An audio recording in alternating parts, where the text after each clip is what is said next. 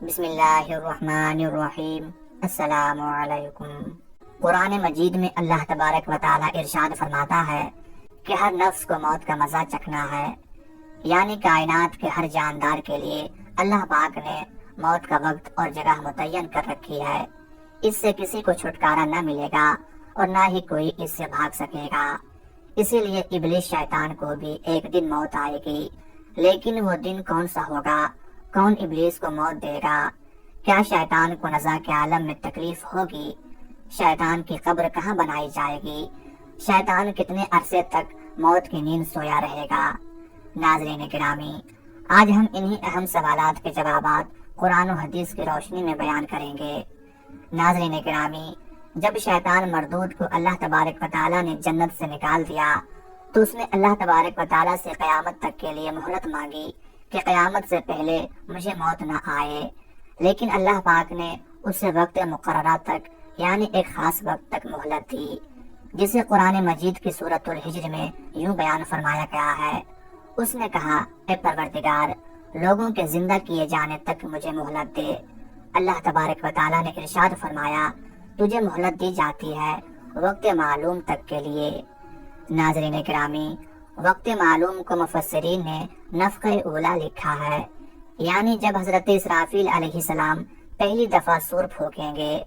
معزز دوستو، قیامت کی نشانیاں جب پوری ہو جائیں گی تو مومنوں کی بغلوں کے نیچے سے ایک پیاری خوشبودار ہوا گزرے گی، جس سے تمام ایمان والے وفات پا جائیں گے، اور پھر اس کے بعد 40 سال کا زمانہ گزرے گا کہ جس میں کوئی بچہ بھی پیدا نہ ہوگا، یعنی ہر انسان کی عمر کم سے کم 40 سال ہوگی۔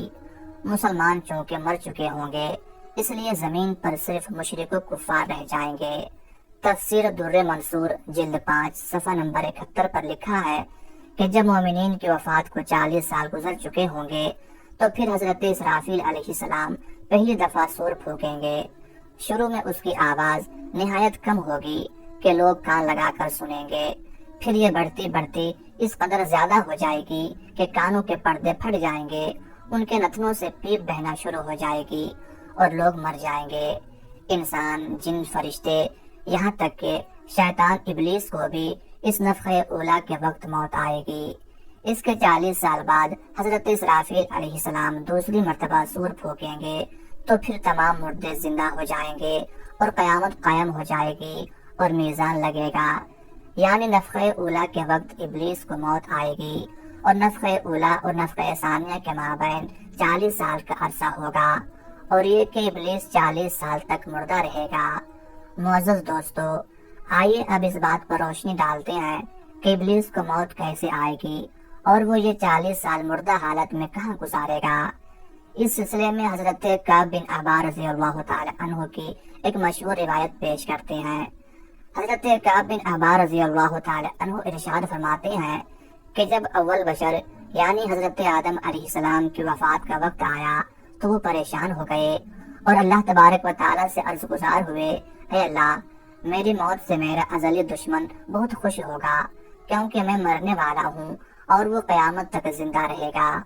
اسی وقت ملک الموت حضرت آدم علیہ السلام کی خدمت میں حاضر ہوئے اور فرمایا، اے ابو الآدم، آپ علیہ السلام وفات کے بعد جنت میں رہیں گے، جبکہ ابلیس قیامت تک دنیا میں رہے گا، اور پھر قیامت سے 40 سال پہلے اس کو ایسی موت آئے گی کہ وہ پوری دنیا کے انسانوں جتنی موت کی تکلیف برداشت کرے گا، اور پھر جہنم ہی اس کا ٹھکانہ ہوگا۔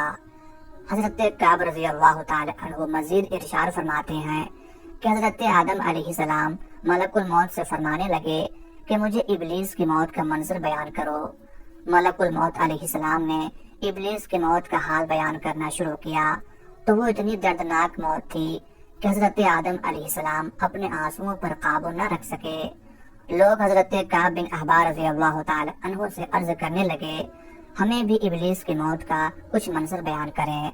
لوگوں کی بیجا فرمائش پر حضرت کعب رضی اللہ تعالی عنہ ابلیس کی موت کا منظر یوں بیان فرماتے ہیں، اللہ تبارک و تعالی ملک الموت سے فرمائے گا، میرے غضب اور غصے کا لباس پہن کر جاؤ، ابلیس کی روح قبض کرو اور ابلیس سے تمام انسانوں اور جنوں سے زیادہ سختی کرنا۔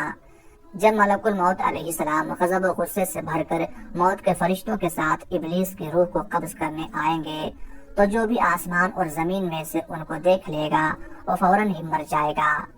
جب ملک الموت علیہ السلام ابلیس کے پاس پہنچیں گے تو وہ دھاڑے مار مار کر روئے گا۔ پھر شیطان کو موت کی تکلیف دی جائے گی جو کہ ساری مخلوق کی موت کی تکلیف سے بھی زیادہ ہوگی۔ ابلیس گھبرا کر مشرق کی جانب بھاگے گا تو کبھی مغرب کی جانب، لیکن ہر طرف اپنے سامنے ملک الموت علیہ السلام کو پائے گا۔ سمندر میں چھپنے جائے گا تو سمندر اسے جگہ نہ دے گا۔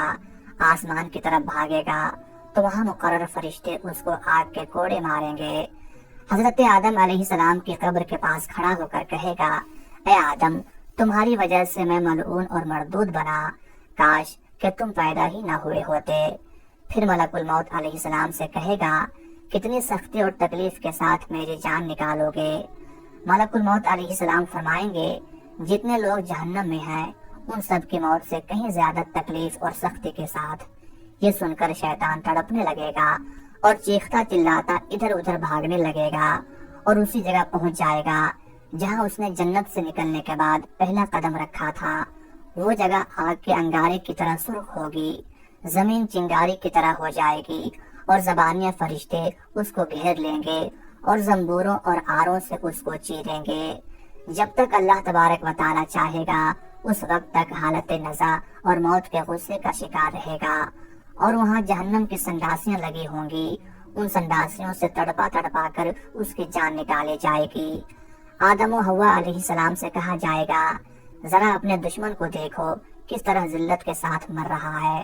وہ دیکھ کر کہیں گے، یا اللہ، تو نے ہم پر اپنی نعمت مکمل فرما دی۔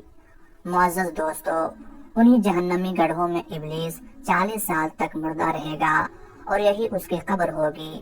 پھر 40 سال بعد دوبارہ حضرت اسرافیل علیہ السلام سور پھونکیں گے تو تمام مردے زندہ ہو جائیں گے اور حساب و کتاب کا عمل شروع ہوگا۔ ناظرین گرامی، اس کائنات کی ہر چیز فنا ہونے والی ہے۔ اگر کسی کو دوام حاصل ہے تو وہ صرف اللہ تبارک و تعالیٰ کی ذات ہے۔ بس ہمیں ہر وقت تیار رہنا چاہیے کہ کیا پتا کہ کب کون سی گھڑی ہماری اس دنیا میں آخری گھڑی ہو اور پھر ہمارے پاس پچھتاوے کے علاوہ کچھ باقی نہ رہے۔ اللہ تبارک و تعالیٰ سے دعا ہے کہ اللہ تبارک و تعالیٰ ہمیں آخرت کی تیاری کرنے، نیک اعمال کرنے اور گناہوں سے بچنے کی توفیق عطا فرمائے۔ آمین یا رب العالمین۔